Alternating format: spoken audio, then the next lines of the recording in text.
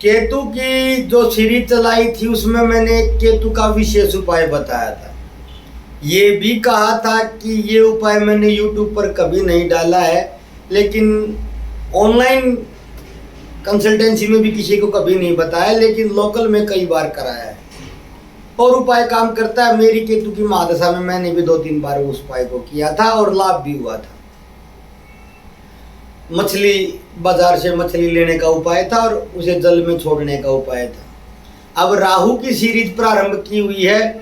राहु प्रथम भाव में हो तो क्या क्या लक्षण कारण सब पर बताया है।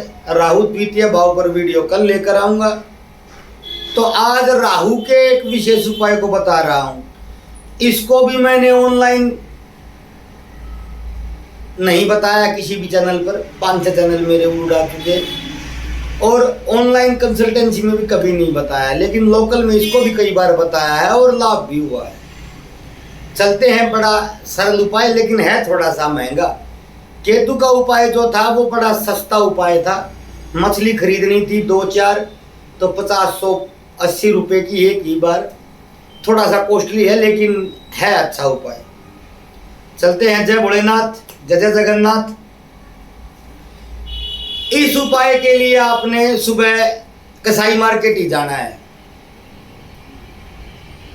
उसमें मछली बाजार गए थे, इसमें बकरा बाजार जाना है। और करना क्या है, वही स्थिति जो केतु की वीडियो में बताई गई थी। जब कोई कसाई किसी बकरे को मारने को, काटने को उद्धत हो, काटने को बिल्कुल तैयार हो, तो आपने वही उसका जो हाथ में हथियार है, उसका जो शस्त्र है, गंडासा है, उसको रोक लेना है और उस बकरे को खरीद लेना है, यूं का यूं ही। और उस बकरे को खरीदकर कसाई को उसकी पेमेंट कर देनी है। और या तो बकरे को ऐसे स्थान पर छोड़ना है जहां बकरी पालते हो और आपकी निगरानी में रह पाए। वो पुनः उस बकरे को किसी कसाई को न बेच दे।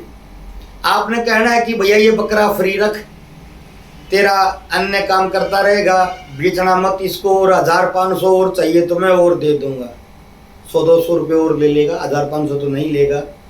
और वो अपना चराएगा और अन्य कार्य जो बकरा करता रहेगा, बूढ़ा होएगा, मर जाएगा। या फिर ऐसी व्यवस्था करनी पड़ेगी कि आप स्वयं उसका पालन करें, लेकिन ये संभव नहीं है। तो मैंने तो कहीं बताया तो बकरी वाला ढूंढ कर उसको पैसे देकर बकरा दे दिया है। 2-4 महीने में कभी अवसर मिले तो अपने बकरे को देख लेना, कभी बेचने खाया हो तो रख लेते, क्योंकि बकरा फ्री मिल रहा है उनको। और बकरा अन्य कार्य बहुत करता है, जरूरी नहीं उसको काट कर ही बेचा जाए। तो ये कार्य आपने कर देना है। बकरे की व्यवस्था न उपाय, पैसे कम हो तो बकरी ले लेनी है, बकरी भी ले सकते हैं। बकरी सस्ती होती, बकरा काफ़ी महंगा होता है। और वही स्थिति किसी बकरी वाले को दे देना है, भैया दूध पीना और ये बच्चे पैदा करके देगी, लेकिन इसको बेचना नहीं, मारना नहीं। 100-200 रुपये लेना चाहे तो ले ले। बकरी को भी बड़े आराम से रख लेगा, बकरे को भी बड़े आराम से रख लेगा। कोई दान कर देना है।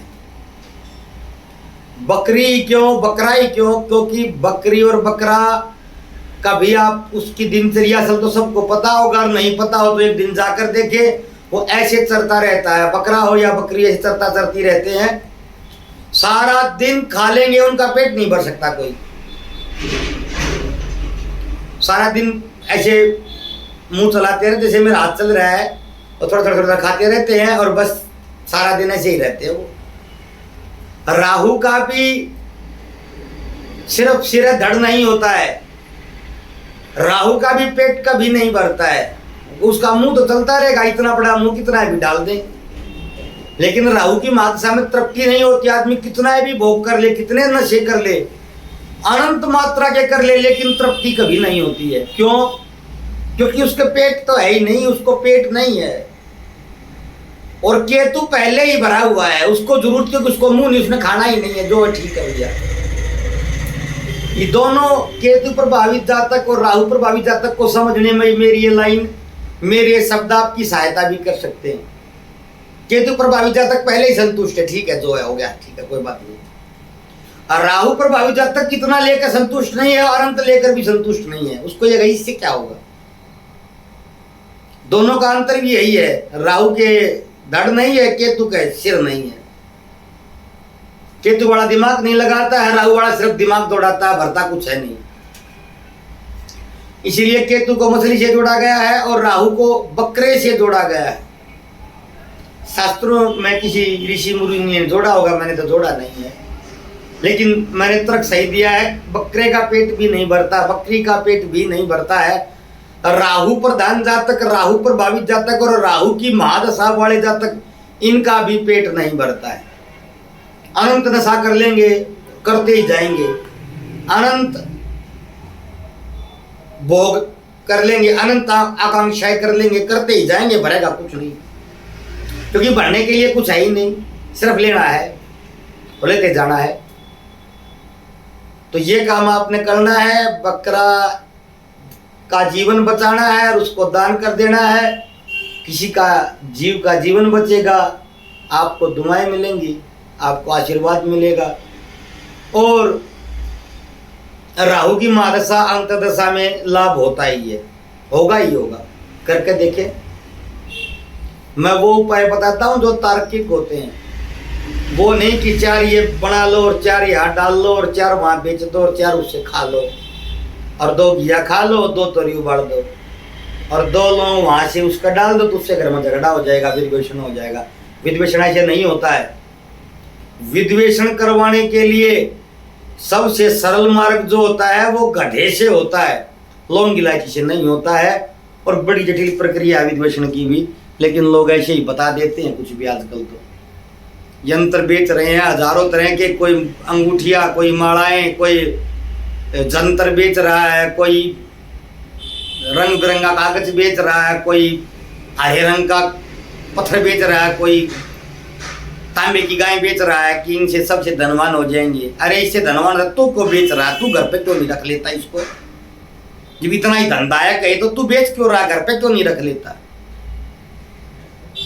खैर, ये एक अलग वीडियो का विषय है, कभी इच्छा होगी तो बनाऊंगा।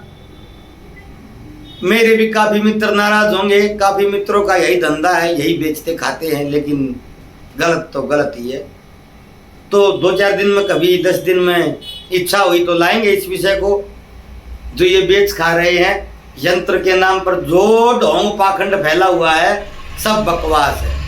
कहीं से कुछ न खरीदे, कुछ नहीं होने वाला। हाँ, उसका घर तो चल जाएगा बेचारे का, आपका कोई लाभ नहीं होने वाला है।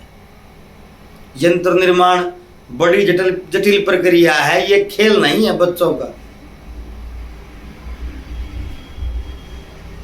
दिवाली पर मैंने एक यंत्र निर्माण करवाया था, फूटी कोड़ी नहीं ली थी, सिर्फ फोन पर बताया था ऐसे ऐसे कर लेना और कर लेना, और उनको धन का लाभ हुआ है। 3 को बताया था।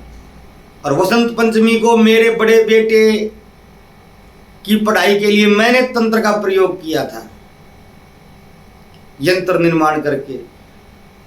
काफी लाभ है, लेकिन वो आपको स्वयं करना पड़ेगा, पुरुषार्थ आपका होगा। ये नहीं कि कहीं 500 रुपये देकर कोई घड़ी ले लेंगे और घड़ी आपको चमत्कार कर देंगे। घड़ी में चमत्कार नहीं है, उस साधना के प्रतिफल के रूप में लाभ प्राप्त होता है। और होता है तो होता है, और ज़्यादा अंतदशा खराब हो तो कुछ नहीं होता है, चाहे सिर के बल खड़े हो जाएं। सभी यंतुर मंतुर दंतुर खंतुर तभी लाभ देते हैं जब दशा धनदायक हो, लाभदायक हो। लाभदायक न हो तो चाहे कितना भी नाचते रहिए, कुछ नहीं होने वाला है। और एक कोई कहता हो कि हो जाएगा तो 10-20 जन्म पत्रियाँ मैं देता हूँ और खर्चा देने को तैयार हूँ, 10-20 लाख की शर्त रख ली जाएगी।